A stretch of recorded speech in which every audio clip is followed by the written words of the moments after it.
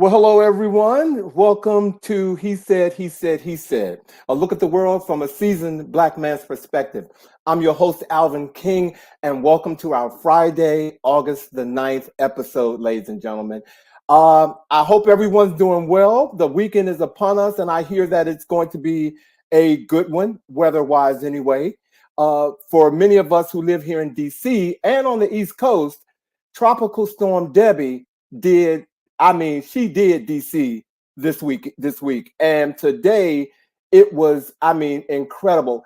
She slammed the East Coast and Washington, DC, like I have never seen rain come through here. And I was just telling the folks backstage, my sump pump even came on. And I've never experienced that in my house, but it came through here, and I hope everyone is safe. And I even got a shelter in place warning this morning at 8:30 here in DC. And what made me, why I'm mentioning that in particular, because like many of you, we've heard of Project 2025, and many of you, like me, should be reading as much about it as you possibly can.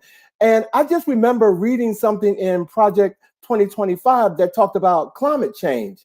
And there is a proposal that would wreak havoc on the nation's ability to prepare for and respond to climate disasters.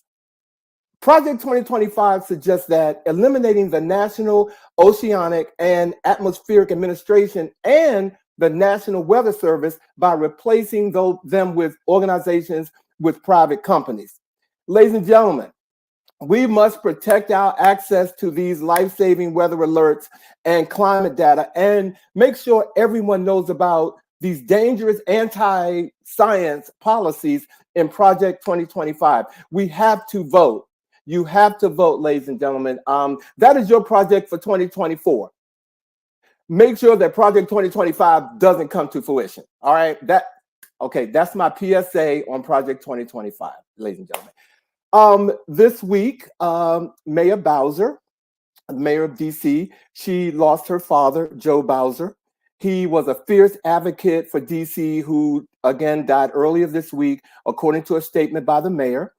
He was 88 years old, a DC native who spent much of his life as a public servant in his Northeast Washington neighborhood. Our condolences to Mayor Bowser, her family, and all of their friends.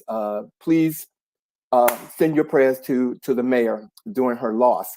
All right, about our show tonight, because this is a really, really important show. It's our season 3 closing show, ladies and gentlemen, and we could not be more happy about our special guest. Voting at the local level in your jurisdiction is just as important as voting for the presidential election. And to, again, close out our season 3, joining Bobby and I tonight is the nation's Capitol At-Large Councilmember Robert White, and he's here for an up-close and candid discussion about some important issues that affect Washingtonians, such as public safety, the future of our economy, housing, and education. And what makes this show so unique tonight is that we are all DC born and raised, ladies and gentlemen, and 2/3 of us on this panel who have seen 60 years of changes in our city of what used to be called Chocolate City. And I'm saying Chocolate City no more, all right? So, ladies and gentlemen, if you all are ready, and we have a wonderful show, a packed show for you tonight. So, again, if you're ready, let's get on with the chat.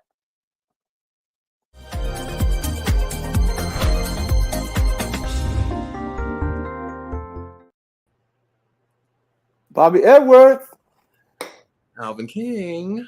We made it. TGIF. Yeah, we made it. Another Friday. And we're getting all these hellos I'm seeing here, you know. Oh, wait a minute. I haven't. Bobby, hey, go ahead. You got it. King. We're like, I think that was, there you go. Great evening, King. Hey, Kendall. Thank you for joining us. Hey, Rose. Hey, Rodney E. Brian Thomas. Alma Gill is in the house. Alma texted that she was going to watch the show tonight. What? She's not traveling? Girl, I'm surprised. Are you in DC or somewhere around? Because you've been traveling the world. We follow you too. Okay, so she's been being a grandma. Thank you for joining the show. Hey, JJ. Thank you all for being here tonight. Well, Bobby, this was one of those historic weeks that we've been looking forward to, as we all know. Yes. And well, you know what? It has been, but not for what many of our viewers know or think. Okay. Yesterday was our illustrious producer's birthday. So we want to say happy birthday to Norman. Ladies and gentlemen, please, if you can, click in your, in the chat. It is our producer's, but we can't do what we do without him. Norman is like Oz, guys. Like he's behind the curtain. He's the one that's making sure the pictures come up when they're supposed to come up and sending us little notes to say, all right, keep it moving. Like he's our Oz. So we want to say thank you to our Oz, Norman. Thank you. Happy birthday, happy belated birthday, Norman. You are one of the great ones. Okay, well, also let me also thank you all for saying happy birthday to him. He's gonna be so happy. Also, Mark Brown is on here. Wait a minute. Mark Brown is on here. That's like Joe Biden took some time to get online. Come on now. Mark. How you doing, Mark? Thank you for joining the show. Hey, Patrice. How you doing? Oh, Emmanuel, you guys are here today, and I know it's only because of Robert White, because he is truly amazing. Okay, I'm gonna keep this show moving. We don't care. They're here. I'm gonna keep it moving. So Bobby. Yes. Kamala Harris has chosen her running mate. She has. Governor Tim Walz. Yes. What's your take on that? I think it is a masterful choice on a variety of levels. I think he compliments her and in ways that remind me of the choice of Joe Biden by President Obama in terms of the ways that they complement each other, bringing different skill sets, different communities, constituencies to the table. He's a former educator, so he is near and dear to my heart. Football coach, just a nice guy who is also quite smart and quite prepared to address some of the ridiculousness that's out there. So all in all, quick summary, I think he's capable. Unlike what the former president said, that the vice president doesn't matter, I do believe that he does. And I think he is somebody who would be ready to step in if that were necessary. So that's your take on Tim Walz. I agree with you on all levels. And I want to say what's really good for me is that he's likable. And, he's likable. I want to hug him, but I know he might read me. You see what I'm saying? He got that kind of thing going on. But I know he would. And while he's reading me, he's like, but Alvin, it's okay. But you got to step back a little bit. You know what I'm saying? I just feel like he is the right person for her. But all the things, I echo everything that you said, Bobby. And I thought it was a great choice. And wait a minute, Emmanuel Bra is from his state of Minnesota. Oh, wow. Look at that. I mean, how can you be angry with someone who passed legislation to make sure the kids could eat, or that the minimum wage was increased in the state, or just, protecting women being able to make the choices about their own body? He's got a record of legislation that I think really speaks to the America that we want. Yeah. I am very much Tim Walz and happy with the vice president's selection of this nominee. So more shall be revealed, ladies and gentlemen, because you all are doing most of you on here are doing what you need to do. And that's making sure that we get Kamala Harris and Tim Walz in office in November. All right. So keep doing what you have to do.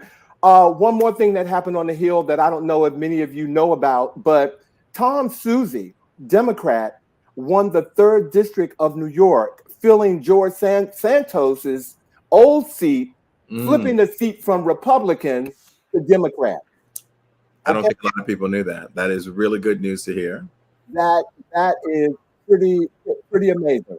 Pretty amazing. And that was something that slipped into my little DM this week. I don't live in New York. So, but I think that was good news. We need there's some excitement that's going on in our party. It's good news for sure. Any nudge is good news. So our special guest tonight, Bobby. Yes. Our special guest tonight. I'm not going to give him a huge introduction, but because he's going to come on and talk about himself. He's electrifying. I met him in July at a fundraiser, and I approached him, At-Large Councilmember Robert White, and I knew that I had to have him on our show, Bobby. I like what he stands for, and just as Tim Walz, he's likable. Ladies and gentlemen, you all are gonna see him in a few minutes. So if you all are ready, ladies and gentlemen, like I said, I'm not gonna give him a major introduction like I do other guests. Ladies and gentlemen, please welcome to the He Said stage, At-Large Councilmember Robert White. Excellent. Hey, good evening, Alvin and Bobby. Thanks for having me. Actually, I was nervous after that intro. You know, like I got to show up this evening. You have to be likable. That's right. Hey, look, you, like I told you backstage, it's real. It's all you. Watching you and listening to you and hearing your story. Ladies and gentlemen, we're going to post some links because, you know, like all other races or, you know, elections, you know, please donate to Robert White. We're going to put the links up, and we want you all to, you know, show some love from He Said, He Said, He Said. All right. All right. So, Robert, I'm going to go ahead and give the stage to you, and I want you to take a few minutes to tell our viewers, who is Robert White? Yeah. Well, I won't take too much time. You never want to give the stage to a preacher or a politician without a time limit. But I believe in being brief because I want to get into some of the discussions. Excellent. But just so people know, I'm a native Washingtonian, fifth generation Washingtonian.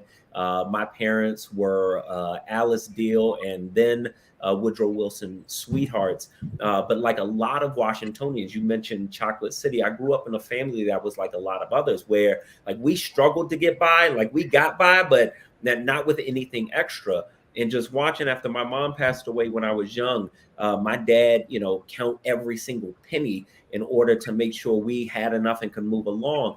I grew up with an appreciation for, you know, every dollar counting, but then watching this city rise from where it was in the 80s and 90s to where we are now, but looking at families like mine and communities like mine and not seeing their rise as well. That's what got me into DC politics. I worked on Capitol Hill for Congresswoman Eleanor Holmes Norton after law school. But I said, you know what? I think I can be a voice for people like my family and communities like my family, because I want to see the city continue to rise. And I have some major exciting plans for it.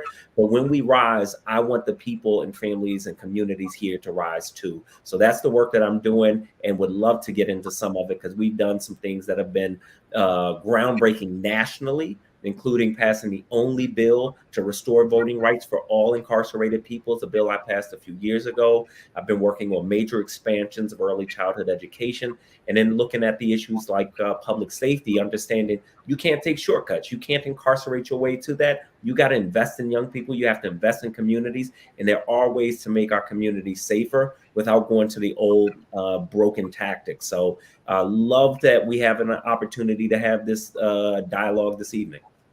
Thank you. Thank you, Robert. Thank you. Well, I have to say that this is a very personally moment of great pride as well, because in all transparency to our viewers, I happen to have gone to high school with both Robert's mother and father. We all were students together at Woodrow Wilson then at that time. And all I can say, Robert, is I know how proud your dad is, and I have no doubt that your mom smiles down on your accomplishments and your achievements. So tell us, Robert, what was the point that happened in your life that you decided, in fact, and I'm going to say Robert White Jr., because I know Robert White Sr. is probably listening tonight, but tell us the point when you decided to commit yourself to public service. Yeah. So growing up, you know, and I still ride my dad's coattails. He is well liked for a reason. He's incredible, dynamic, just, you know, one of my two heroes. So to my dismay, when I was growing up, my dad listened to talk radio, and, you know, and he would talk to the talk radio. And this was during Barry's years. And, you know, what my dad would often point out was that he felt like Barry was fighting for the people, for people like him. And he didn't like how Barry got attacked for it. And that planted a seed in me that through elected office, if you are oriented in the right space and right place, you can make more change in less time for more people than any other career in the world. Now, so that planted the seed early in my life, but I didn't know how to get into politics. I didn't know anybody in politics, so it became the seed that just sat there. And I charted out my path. I went to law school. By God's grace, I bumped into an opportunity to go to Capitol Hill to work for Eleanor Holmes Norton. And so then I am working on policy. But then after 5 years working for Eleanor Holmes Norton, I'm sitting at my desk one day and I can't shake this feeling in the pit of my stomach. I'm thinking about my community. I lived in Southeast at the time. I'm thinking about my dad, but then I'm thinking about these projects I'm working on my desk. Southwest Waterfront, St. Elizabeth's development. And it struck me that, like, who's looking out for families and communities like mine? So I pulled the DC code off the shelf. I looked up the qualifications for running for office, and I charted out a plan with my wife. I quit my job with no backup plan and said, you know what? I'm going to go make a difference. Wow. Wow. Well, all right, Robert, our viewers, they always try to get personal. They want to know something personal. So Robert mentioned he is a husband, as you all have just heard. And I do know that he is a father. So my question to you is, on the personal side, what has being a father taught you about being a better servant leader, Robert? It has taught me so much. I have two girls, Madison, who is 8, Monroe, who is 5, and I never thought I would have daughters. So I wasn't prepared. But, I say, God knows. Girl dad. God knows what you need. I was ready. My dad was quick with a no, right? and I had the same instinct. But I can't say no to these girls. Now, being a father, there's one thing to have a vision for your own life and your own work. But I talk to my girls about the work that I do and our responsibility for social justice for other people. And I have to explain to them what I do.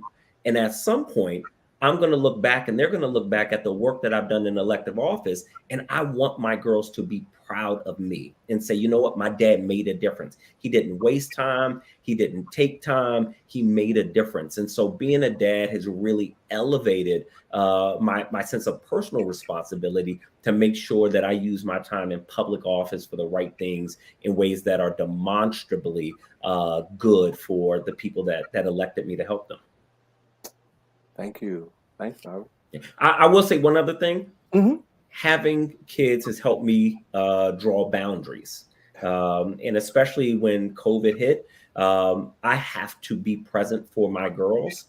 And that means that I have to say no to some things, including community meetings. And that's healthy. But it also, I think, helps say to other fathers, you can do both, public service and be all in, or whatever your career is, and be a present father. And I think that's an important thing in any profession. Wow. I also, look, I am not a father, but the words that you just spoke should resonate with a lot of men who are struggling, can they do this or can they do that, and feeling like they have to decide. And that word that you use, boundaries, it is very important. And I think generally, a lot of Black men, I'm just going to say generally, we don't exercise our boundaries in a way that benefits us. So that was a good word, Robert. Are you a preacher? You're not a preacher, are you? I'm not. I'm not. My dad is. Okay. He's the son of one. I'm the son of a preacher. Because I was going to go get the plate. Okay, I'm sorry, I digressed. I'm telling you, that was a word right there. Thank you, Robert. Obviously, it's in his blood. But Robert, like in Washington, D.C., as in many major cities, housing is often an issue. And the cost of housing. As someone who lived away for many years after growing up here and then coming back to the Washington area, just shocked at the cost of housing. Can you talk to us about things that are happening on the council to make housing available to middle-income families and individuals? Yeah, so I'm glad you're asking this, and I'm glad you're asking about middle-income people. Well, what I've found that causes me some frustration since I've been on the council is that often there's advocacy for affordable housing, for low-income housing, and not a lot of advocacy for workforce housing. But I believe there has to be a ladder. So we're always preaching to young people. We want to see them do better and have opportunity. But let's say somebody grows up in public housing in another low-income housing situation. They, get a career, they make money, they make $80,000, $90,000. Now they have nowhere to live. That is a problem. And frankly, if folks making $80,000, $90,000 don't have anywhere to live, your economy is going to sink too. So what I'm doing on the council is, one, I'm trying to be a voice to make sure we are building that middle income housing. And the reality there are a couple things that have to happen. One, there's no way around the fact you have to build more housing. So I'm always looking for ways in investing money, like in our Housing Production Trust Fund, Home Purchase Assistance Program, to make sure there's money to produce and purchase housing. But I also have been pushing since 2016 on something that I think we're finally going to make some substantial progress on, which is building a substantial amount of housing downtown. So before COVID, office buildings were already starting to empty out. But since COVID and virtual work and AI has really shifted things, downtown is never going to be again what it was in 2019. Now, you could see this as a crisis, or you could see it as an opportunity. The opportunity here is to reduce the number of office buildings, create neighborhoods downtown. We could create so much housing in the next 5 to 10 years. That would take the pressure off the cost. That would allow us to build more workforce housing, more artist housing, more senior housing. So I want to see us produce more housing. And some of that is the funding, but the other part is the vision. And I'm getting impatient with my vision for downtown. So I'm going to be hitting the accelerator in the next couple of months because I got to push things ahead right now. All right. Step on the pedal, my brother. So with saying all that, Robert, can you address the current level of what appears to be uncontrolled gentrification in many parts of our DC neighborhoods? Yeah. So, and this is something we are seeing across the country as well. But let me sort of talk about the term gentrification quickly, because there are two things. One is changing neighborhoods. And to some extent, we want to see changes. We want to see more coffee shops, dry cleaners, grocery stores, particularly in predominantly Black neighborhoods that we haven't seen it. Southeast DC, comes to mind. What we don't want to see is the displacement as a result of that. And I don't believe you have to displace people in order to bring the things that folks want. So if we build more workforce housing, stop putting all the affordable housing in the same places, in Ward 7 and Ward 8 and Deanwood. Stop doing that. Build workforce housing there. So you have disposable income. Businesses will come get grounded in those communities. But that's the piece we're missing, Alvin, is really building workforce housing in the neighborhoods that we have traditionally just thrown all the affordable housing in. And then the affordable housing, we need to spread that to other parts of the city, west of Rock Creek Park, uptown. We have to spread that out. That's going to be good for the city. That diversity is good. You reduce the sort of, traps of poverty. So, we've got to get unstuck from this. Like, we can only do affordable housing in the places that already have it. We have to get unstuck from that. And I've developed some innovative ways to get at that. But I need the mayor and her team to implement them. Okay. Wow.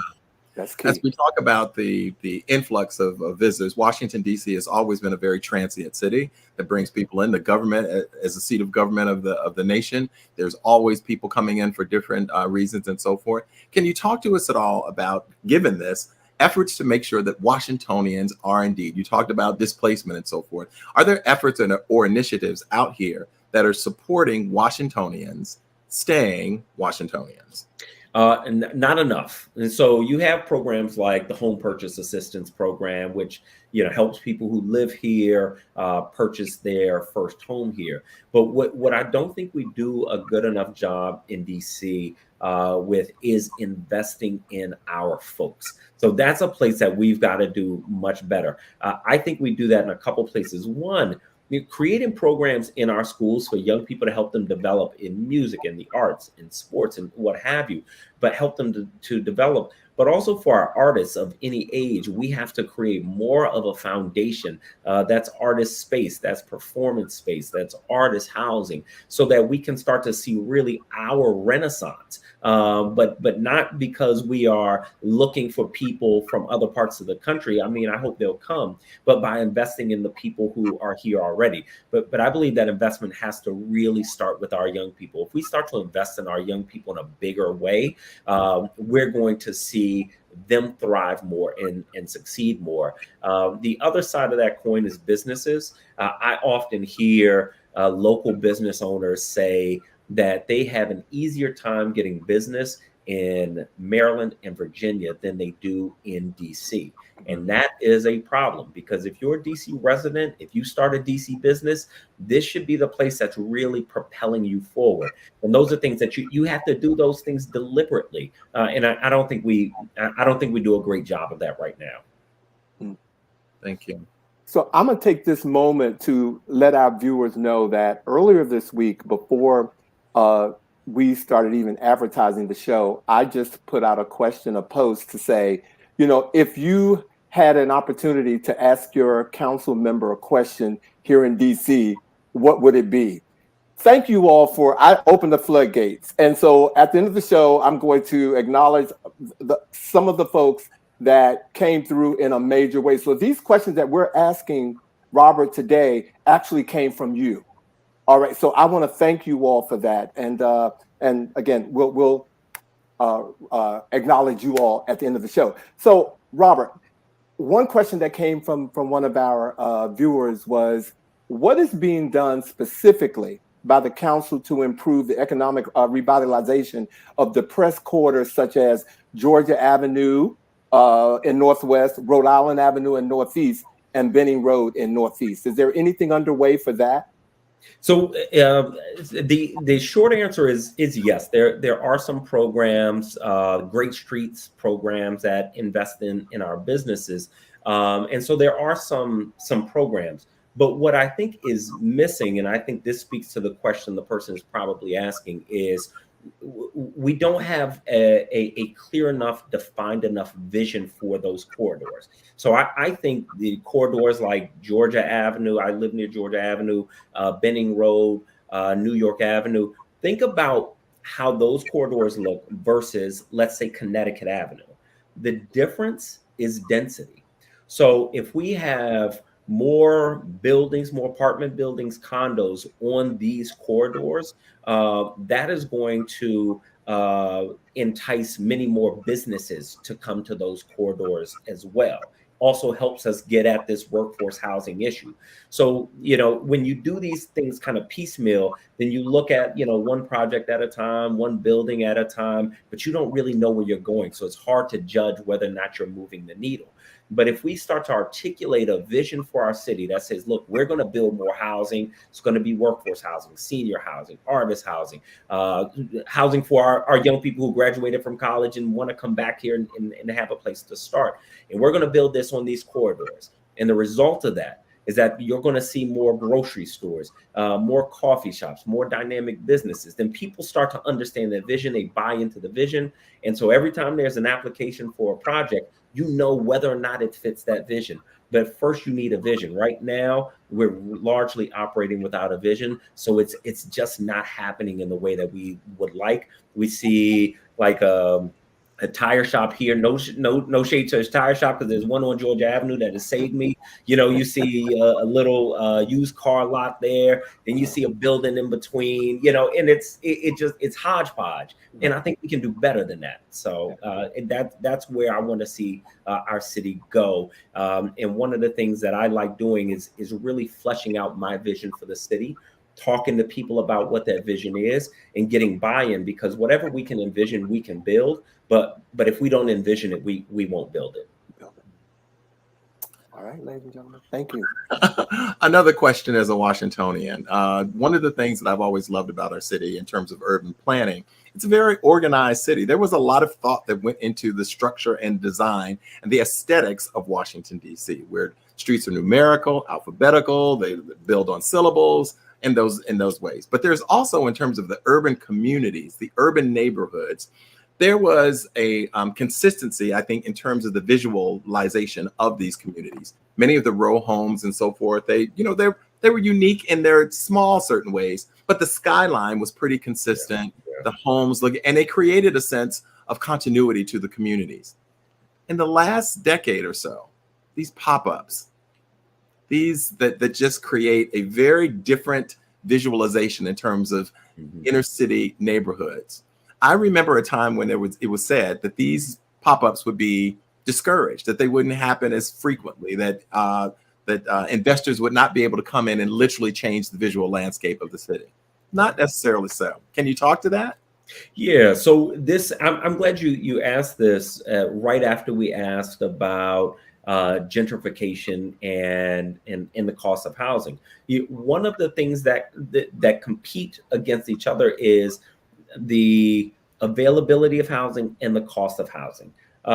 These pop-ups, as much as an eyesore as some of them are, they define pop-ups. I just realized that we know what they are, but I don't know if you know what. Thank you for that.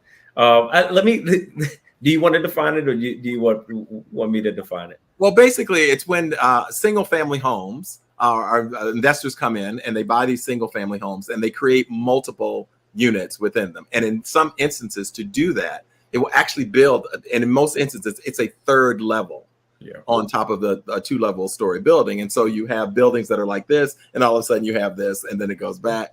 And sometimes they are consistent with the design of the block, and other times that it can be a completely different design. And so it changes the aesthetics of the block. There it is. So, if you add a third story and it's pushed back, and then you maybe expand the back of the house, it's not terrible. It looks a little different, but doesn't change the aesthetic. But sometimes you have a row of houses, and right in the middle, you have this just big, it looks like a skyscraper, like big block, and it's hideous. And so I would like to see more balance in the design, but we are going to have to think about where in a city that is as landlocked as the district is, how and where we build more housing. So some of this will be more buildings on the corridors like, Benning Road, Bladensburg Road, Georgia Avenue, like we just discussed. Some of these will be new uses and concepts for existing row homes. But I think we do want to look to maintain the visual character of the neighborhoods. And I think there's a balance that we can have there. And so, most people don't mind the third story that's pushed back off the street. It's that big, abrupt, just, straight up looking like, something contemporary, like totally different. Yeah, it looks like you just lost the game of Tetris right there. See, and hearing that, I live in your neighborhood as well, Robert White, not Bobby. Robert, I live in your neighborhood, and I am so fortunate to live on a street that is only 2 blocks long, that was built, all the homes on my street were built by the same person. So anybody who moves on my street, I don't live in what do you call it? It's not where you have, what do you call it? We don't have in one of those neighborhoods. What is it when you live in a community and you pay the homeowners association? I don't have anything. No, not like that. We're not letting that happen. We're not letting that happen. And so I am so glad that hearing that question from Bobby, I was just sitting here saying, damn, that's not going to happen on my street. It's happening. But I see it everywhere. I do see it everywhere. And I never thought about it until Bobby asked that question. Yeah. So, yeah, wow. That is, yeah. But not on my street. So I want to ask you about the homeless population, because in my eye, I think I have seen a reduction in homeless people or the population, and I'm not trying to be naive about it. I just think that over the last 2 or 3 years, the city has found a way to kind of take care of that problem. But one of the questions our viewers have sent in is, what is being done to place the homeless people, the homeless population, in housing instead of building housing that nobody can afford? Alvin, I wish it were true that homelessness was reducing in the city. Unfortunately, it's going up, and it's gone up in the past couple of years. And one of the heartbreaking three Black Washingtonians, when I talk to homeless people in the city, which I do very frequently, I want to understand. I represent them too, right? So I want to understand their stories. You know, what happened? What can we do better? What's missing? There are things that bother my soul. One, almost all of them are Black native Washingtonians. Most of them hit a point in life where they needed a safety net that many of us have, even if it's just a couch to sleep on for a bit, and they didn't have that safety net. The other thing that really hurts is almost every homeless person I talk to in DC has already been approved for a housing voucher, but they have still been living on the street for 1, 2, 3 years, waiting for the process of that voucher to come to fruition.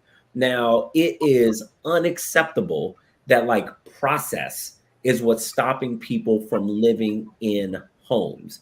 But I don't just stop at the problem. I try to diagnose the problem. So as I really jumped into this, what I found was the biggest gap in this process was that we don't have enough social workers. And that's who helps folks navigate all the rest of the process to get into housing. And since we don't have enough social workers, you know what I did? I worked with the University of the District of Columbia, and I funded a free master's in social work program so that we can expand the pipeline. We will have native Washingtonians of color getting their master's in social work for free to help other native Washingtonians of color.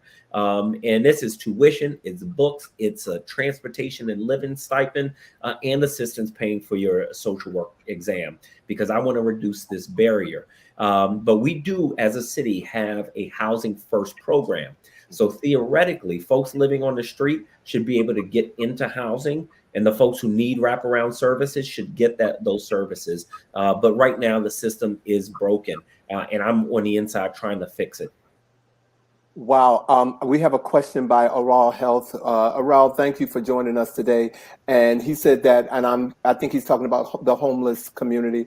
They have found a way to hide or move I'm sorry. He's talking about, he's not talking about, well, he's talking about the homeless community. When he says they have found a way to hide or move the homeless elsewhere, that conversion alone is multi-layered. Yeah. That conversation, yes. Yeah. Okay. Yeah, that's a good point. I mean, this is something I raise flags on all the time. We do these encampment sweeps, right? And the problem is when you clear an encampment and the shelters are full, where do those folks go? Right. They go in front of somebody else's house. They go to another park, but they don't end up better. And in fact, they end up worse because it's taken some time. A lot of our homeless population in DC, a significant portion of our homeless population, have severe mental health issues. And so it takes a lot of time for these caseworkers to develop the relationships and trust and start moving them into the right programs. But when you just like displace them, through these encampment clearings, you roll that backwards, and it actually makes the homelessness issue worse. It is something I do not support. I think it hurts our efforts to end homelessness. So I appreciate that concern. Thank you. Thank you. Another issue, obviously, that has been on the minds of many Washingtonians and people across the country in terms of major cities is the whole connection of crime and youth. I have been stunned at stories of car nappings, carjackings rather, shooting, robberies, assaults, and things. 13, 14-year-old kids. Like, I'm saying to myself, how is that even possible that you are even thinking in this way? Can you talk to us about initiatives that are in place or happening or that you support to really address the issue of youth and crime? Yeah. I mean, this is something that is startling. It's heartbreaking. I don't want to see anybody behind bars. I especially don't want to see young people behind bars. But when we give young people the sense that there are no consequences for crime, especially violent crime, we encourage that behavior and it spreads. And so we do young people a disservice by not holding them accountable. But the solution isn't just, well, let's figure out how to lock, young people up more and lock them up longer. We have to get to the root of these issues and start solving them. So accountability after you commit a crime is one aspect, but we also have to focus on preventing more young people from going down that path. So I spent the first 6 months of this year just talking to young people across the city to understand from their perspective what was happening, why are their peers acting out in this way, what are you missing, what can we provide for you? And I heard three things consistently. One, young people said they need to make money. Two, young people said they don't have enough guidance. And three, they said there weren't enough services once they started seeing their peers go off the tracks. So I have three initiatives that I'm trying to get through the council right now to address the lack of guidance. When young people tell you they need more guidance, you have got to listen. So I have a bill that would allow every single one of our 40,000 DC government workers to get a 1 paid hour a week to mentor or tutor a young person in our city. So we could, as quickly as we sign a bill, get an army of professionals into the lives of our young people. The second thing I'm doing is I'm working on the biggest expansion of vocational education that we've ever had in our city. Because young people in high school who don't plan to go to college, when they start saying, well, if I don't plan to go to college, why am I still here? That's a dangerous thing. We've got to make sure they see a $60,000, $70,000, $80,000 career within reach right after graduation. The third part of my plan is on truancy, understanding every single month, school by school, which schools are getting kids into their seats and which ones are not, so that the schools that are doing a good job, we can learn from them. And the schools that are not able to get kids in their seats, we get the resources to them quickly and in real time. Because truancy is the first bright indicator that something's going off track. And that's where we want to intervene. So we've got to start addressing problems in a smarter way. You can't just kind of like throw stuff against the wall and see what sticks. You got to talk to people. You got to assess what's happening, and you have to make plans to really address these root causes. Robert, I know that we are getting close on time, and we do have a couple of questions. So I'm going to speed this up. If I may, because I could talk to you for 2 hours. I know I could. Robert, this is from one of our viewers, who are your biggest financial supporters, and were any concessions made to obtain their support that could impact constituents? Yes, my wife is my biggest supporter, and I conceded to her that regardless of where my heart is when I'm 65, I'm retiring. But I think it'll be before that.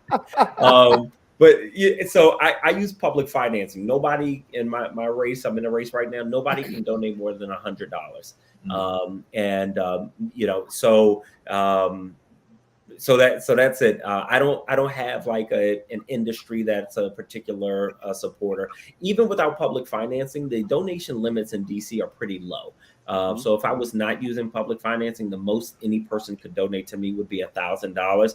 And I tell folks all the time, I hope you're not selling your soul for $1,000. But all that to say, I don't have any big financial supporters. It's a lot of people, thousands of people making small donations. And ladies and gentlemen, as I said, we will put up Robert's link where you could go to reelectrobertwhite.com and please make a donation. Please make a donation. Thank you. Oh, I'm sorry, Bobby. I got in the way of your question. That's all right. I know we're as you said, we're close on time. So I want to ask a question that I'm sure for those of us who are Washingtonians is on our minds. Robert, you previously ran to be mayor of Washington, D.C. That did not happen. But the question on my mind and my heart, and I'm sure others, is that something you still aspire to one day be our mayor here in the district? So, I'm running for re-election right now for my at-large seat. There's a lot of work that I'm doing that's important that I'm going to keep doing, and there's more that I can do in this seat. But I will say this: I have a vision for this city that I cannot unsee. And I believe that our best days are ahead, and that we have to understand what our next chapter is as a city. Because if we don't go seize it, we will suffer the consequences for some decades. And the vision I have for this city is, as I said, it's one that I haven't let go of. And my wife has given me permission to run for mayor one more time. So that's all I can say. That time wisely. Choose it wisely. That's right. Choose it wisely. And thank her for the rest of us. Yeah, please do.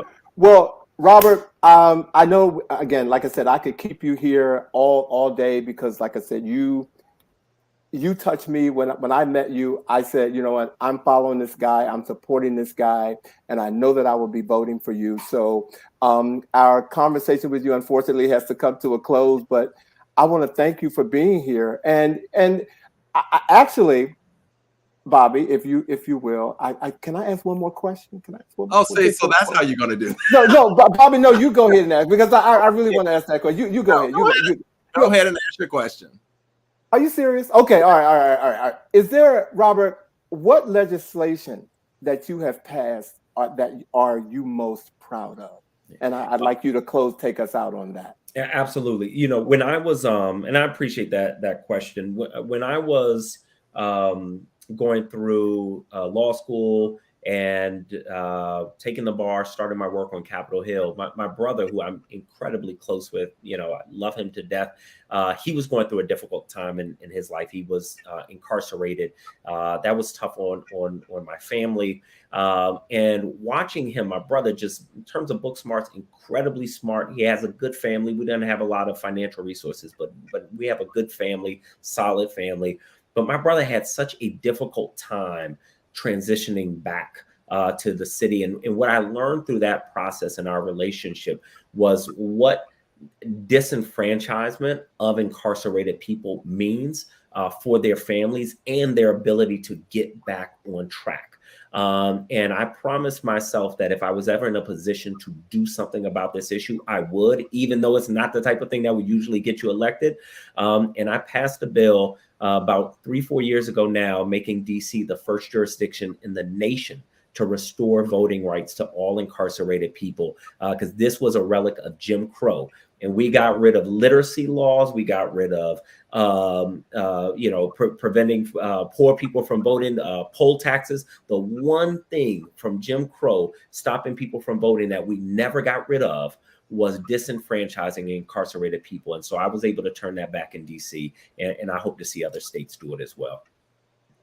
Wow. Thank you. And is this your dad? Is this Deacon Bobby who said, "Well said, son"? Is that your dad? That's my dad. Thank you for joining us, Deacon Bobby. I heard a lot about you through Bobby. So nice to thank you for joining the show. Robert, first of all, thank you for joining the Bald Crew. I appreciate you tonight. He blends it quite well. That's right. You know, ladies and gentlemen, of course, this conversation will be available on YouTube.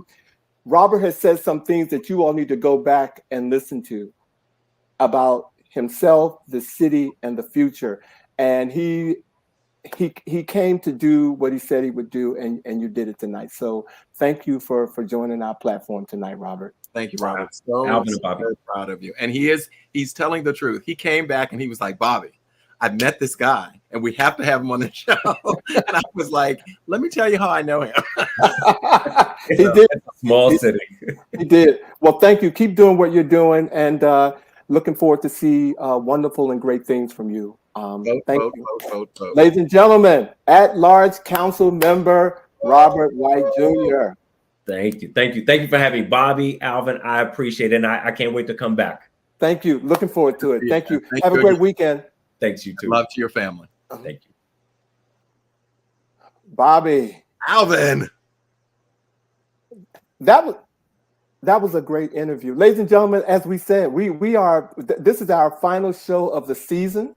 And Bobby and I are taking a much needed hiatus. But you know what, as always, thank you, Michi, for showing up tonight. Thank you for showing up. But you know, this week, as we said, has been really, really full. And most of it has been centered around the Olympics. Would you agree, Bobby? And of course, I love this image being here, because you know the running joke on the street now is that that's Mary J. Blige, because they're like Mary J. Blige.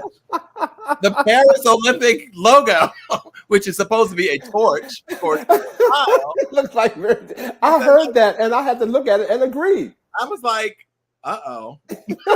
No. Well, if we could play no more drama, we sure have seen it over the last couple of days. Okay, if that's for sure. And we don't want to give any spoilers away because Bobby and I have been knee deep in the Olympics, like many of you. We made a promise, no spoilers. No spoilers, but we do want to talk on some of the melanin magic that has occurred, during the Olympics. And I'm going to kick it off. One of the first things I want to say kudos to Snoop Dogg. I did not know Snoop Dogg could come on and he has just made a presence during the Olympics that made me really enjoy it. You got to give credit where credit is due. Like I have seen him swimming with Michael Phelps. I've seen him looking at equestrian sports with Martha Stewart. I've seen him, hanging out with the gymnasts. I have to give it to him. He has shown up everywhere, and he's made it fun and exciting. So, got to give credit where credit is due. Snoop Dogg has showed up and showed out in a major way, and of course, track and field has dominated. And Sha'Carri Richards has won the silver. Did she win the bronze? No, yeah, she won the silver in the 100 meter.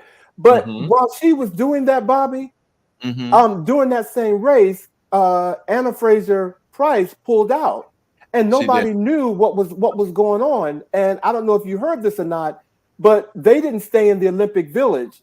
There was an issue getting in the village. Yeah, and they wouldn't let them in, and they had to walk almost a mile to the venue to do the race. And that's when Shelley said she wasn't going to do it. So she pulled out. And Sha'Carri said, well, I'm going to do it. And girlfriend got a medal. But you could tell something was wrong with her. Something was going on. Yeah. And it's unfortunate because, again, in both of these cases, these are high profile athletes.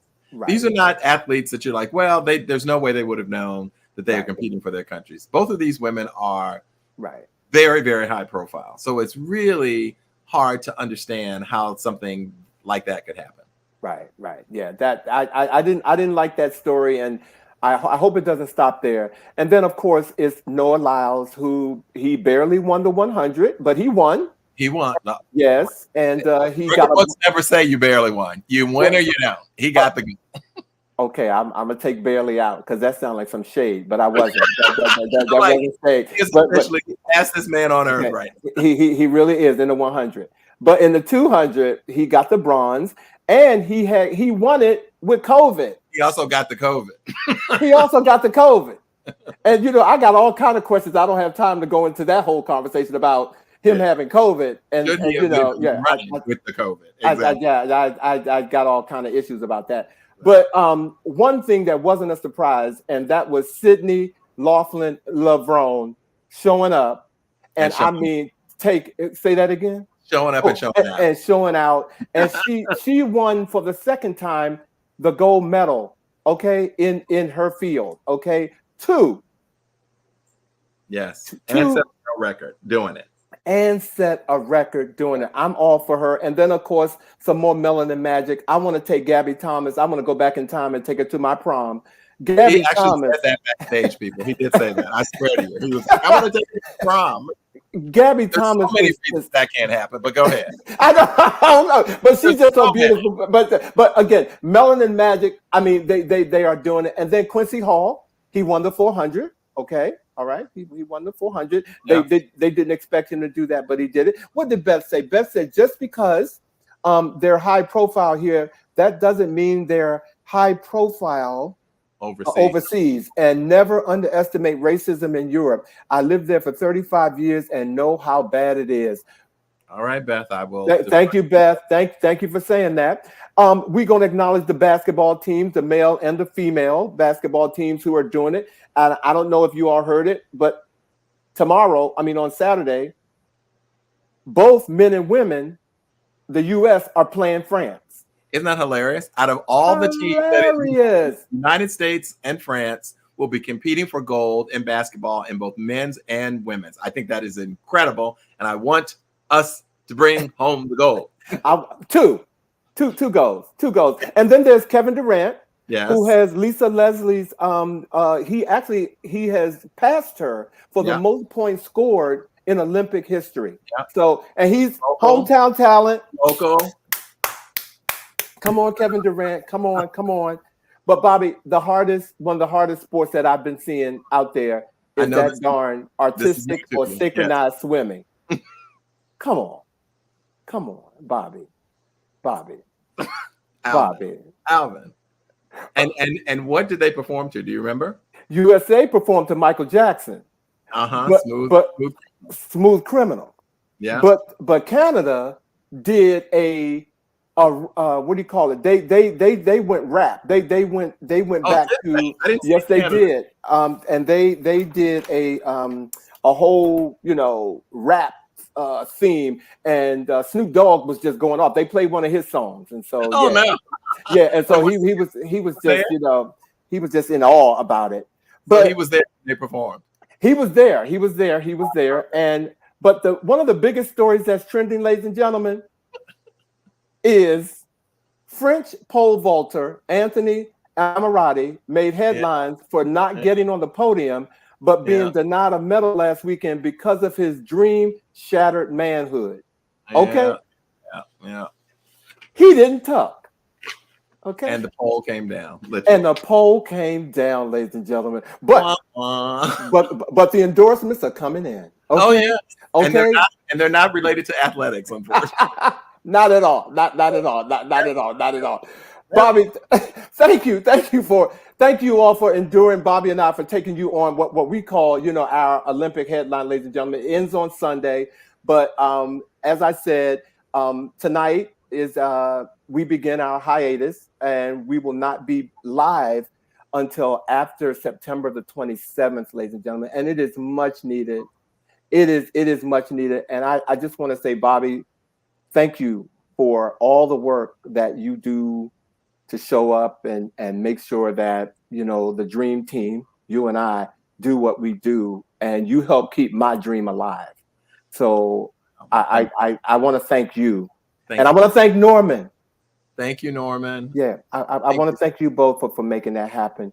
Anything you want to say, Bobby, on your year out? Well, I just want to say you put your heart and soul into the show each and every week. People don't know all that goes into the research and securing our guests, and we meet and we discuss the show weekly before we come on. So our hope is to make it look as though it's completely off the cuff and so forth. But we work hard to consider what we're going to discuss and how we're going to discuss, and to make sure that our viewers get to leave each week with something that really makes a difference for them. And so it is your dream. I'm happy and proud to have been invited to be a part of it. And as people know, you and I have been, as we said before, we've been friends for decades now. So this is not a new friendship, but a certainly new relationship in terms of my joining you on this platform. And so I feel honored. I know how you are about things, and so you wouldn't invite just anybody to do it. So it's a great compliment to me to be able to do it with you.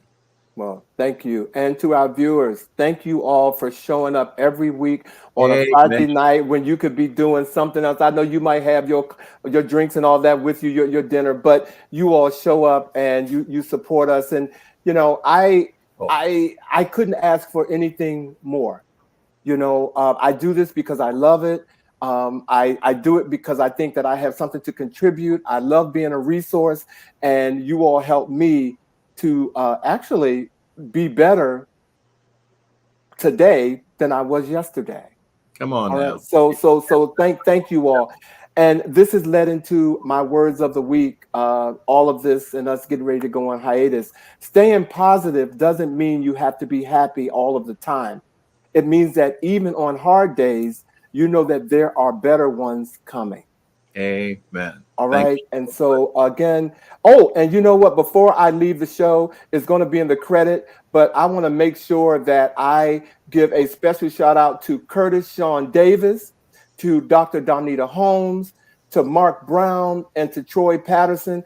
All of you sent in your questions to us, and we were, it helped to make this show tonight with the councilman what it was. So thank you all for joining us tonight. Have a great weekend. As Wendy Williams used to always say, like, that the audience is kind of like their co-host as well. And so tonight was evidence of the fact that your contributions help make this show a really great show. So we thank you guys for tuning in, but also being such active participants. So we appreciate you. Thank you. So we look forward to seeing you. Oh, and we will be showing previously aired shows, so you can tune in. So and this will be one of them. Okay, for sure. So you all have a great weekend. Do something nice. Love yourself. And we look forward to seeing you on the next new episode of He Said. He Said. He Said. All right. Enjoy this. Be safe. Love you guys. Be safe.